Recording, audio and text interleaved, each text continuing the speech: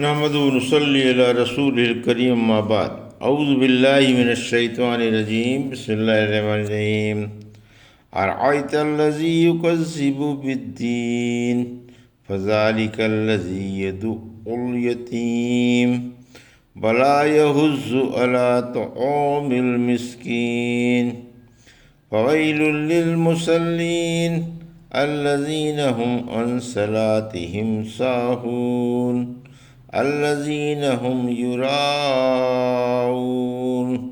ویمنعون الماعون۔ ابھی آپ نے سورہ ماعون کی آیت 1 سے 7 کی تلاوت سماعت فرمائی۔ بترتیب مصحف یہ 107ویں اور بترتیب نزول 17ویں اور مکی سورہ ہے۔ اس میں 7 آیتیں اور 1 رکوع۔ پیش ہے ان آیتوں کا ترجمہ اور تفسیر ابن کثیر سے۔ بسم اللہ الرحمن الرحیم۔ ارأیت الذی یکذب بالدین آیت 1، فذلک الذی یدعو الیتیم آیت 2، ولا یحض علی طعام المسکین آیت 3، فویل للمصلین آیت 4، الذین هم عن صلاتهم ساہون آیت 5، الذین هم یراؤون آیت 6، ویمنعون الماعون آیت 7۔ میں اللہ کے نام سے شروع کرتا ہوں جو بڑا ہی مہربان و شفیق ہے۔ آپ نے اسے بھی دیکھا جو جزا کو جھٹلاتا ہے۔ یہی ہے وہ جو یتیم کو دھکے دے دے کر نکالتا ہے اور کسی کو محتاجوں کو کھلانے کا شوق نہیں دلاتا۔ ان نمازیوں کے لیے خرابی ویل ہے جو اپنی نماز سے غافل رہتے ہیں، جو ریاکار ہیں اور برتنے کی چیزیں نہیں دیتے۔ یہ تھا ترجمہ سورہ ماعون کی آیت 1 سے 7 کا۔ تفسیر۔ آیت 1، قیامت کے منکروں کے اوصاف، یعنی جو قیامت کو، زندگی بعد الموت کو اور ثواب و عذاب کو نہیں مانتا اور آپ کو جھٹلاتا ہے۔ یہ آیت 2، یہی یتیم کو دھتکارتا ہے، ناحق اس کا مال ڈکا جاتا ہے، اس کے ساتھ حسن سلوک نہیں کرتا اور نہ اسے کھلاتا پلاتا ہے۔ آیت 3، خود تو کیا کھلائے گا، دوسروں کو بھی کھلانے کا شوق نہیں دلاتا۔ سورہ فجر کی آیت 17-18 میں فرمایا ایسا ہرگز نہیں، بلکہ بات یہ ہے کہ تم یتیموں کی عزت نہیں کرتے اور دوسروں کو بھی محتاجوں کو کھلانے کی رغبت نہیں دلاتے۔ آیت 4-5، منافقوں کی ریاکاری۔ اس سے مراد منافق ہیں جو لوگوں کے سامنے تو نماز پڑھتے ہیں مگر ان سے غائب ہو کر نہیں پڑھتے۔ اسی وجہ سے فرمایا کہ ویل ان کے لیے ہے جو نمازی ہونے کے باوجود نماز سے غافل ہیں، یا تو بالکل ہی نماز نہیں پڑھتے یا وقت بے وقت پڑھتے ہیں۔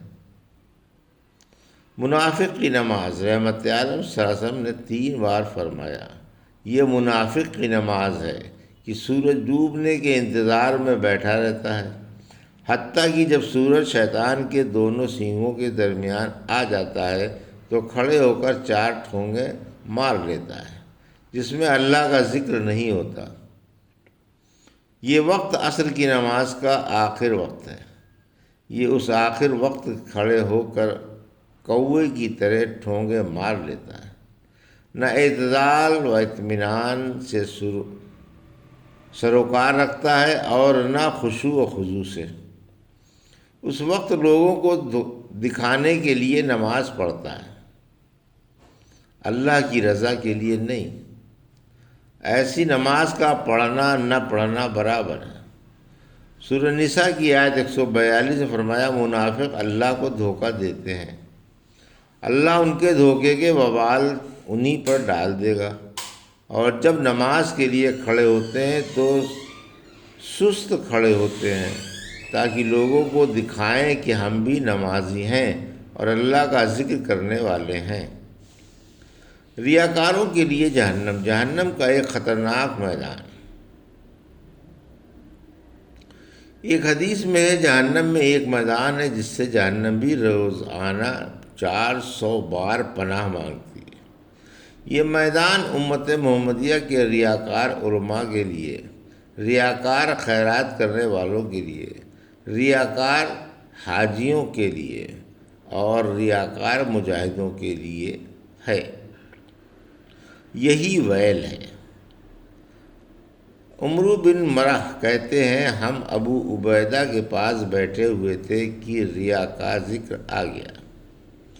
ایک شخص ابو زید بولا، میں نے ابن عمر رضی اللہ عنہ سے سنا، وہ کہتے تھے میں نے رسول اللہ صلی اللہ علیہ وسلم سے سنا، آپ فرماتے تھے جو سنانے کے لیے عمل کرے گا اللہ لوگوں کو سنا کر اس پر عذاب کرے گا اور اسے سب کے سامنے ذلیل کر دے گا۔ اگر کسی کا کوئی عمل لوگوں کو معلوم ہو گیا جس کی وجہ سے اسے خوشی ہوتی ہے تو یہ ریا میں داخل نہیں ہے۔ ابو ہریرہ رضی اللہ عنہ کہتے ہیں میں نماز پڑھ رہا تھا، اتنے میں ایک شخص آ گیا، اس کے آنے سے مجھے خوشی ہوئی۔ اس خوشی کے بارے میں نے آپ سے پوچھا، فرمایا تمہیں دوہرا اجر ملے گا، پوشیدہ عمل کا بھی اور ظاہر کا بھی۔ غافل نمازی کی تعریف۔ سعد بن ابی وقاص رضی اللہ عنہ فرماتے ہیں میں نے رسول اللہ صلی اللہ علیہ وسلم سے ان نمازیوں کے بارے میں پوچھا جو اپنی نماز سے غافل ہیں۔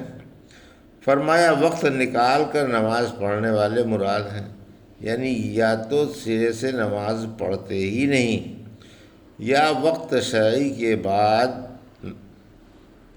پڑھتے ہیں یا اول وقت نہیں پڑھتے۔ ایک موقوف روایت میں ہے نماز سے بے فکر رہتے ہیں حتیٰ کہ تنگ وقت ہو جاتا ہے۔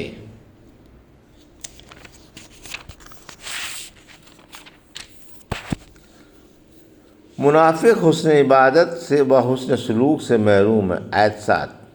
ان میں نہ حسن عبادت ہے نہ حسن سلوک، ایسے کنجوس ہیں کہ برتنے کی چیزیں مانگنے سے نہیں دیتے کہ کوئی ان سے تھوڑا بہت فائدہ اٹھا لے، پھر جب ان کی یہ حالت ہے کہ ذرا سا بھی برتنے کی چیز دینے سے سسکتے ہیں تو زکوٰۃ کیا نکالیں گے اور عبادتوں کی تکلیف کیا گوارا کریں گے۔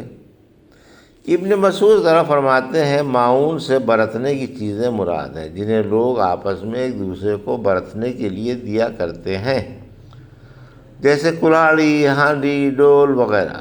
ہر نیکی صدقہ ہے۔ ہم نبی کریم صلی اللہ علیہ وسلم کے زمانے میں معاون، ڈول یا ہانڈی وغیرہ مانگ کر برتنے کو سمجھتے تھے۔ ابن عباس فرماتے ہیں یعنی گھریلو سامان۔ الحمدللہ سورہ ماعون کی تفسیر تمام ہوئی، اللہ سے قبول فرمائے، آمین۔ ابھی آپ نے سورہ ماعون کی آیت 1 سے 7 کا ترجمہ اور تفسیر ابن کثیر سے سماعت فرمائی۔ بارک اللہ لی و لکم فی القرآن الحکیم و نفعنی وایاکم بآیات الذکر الحکیم۔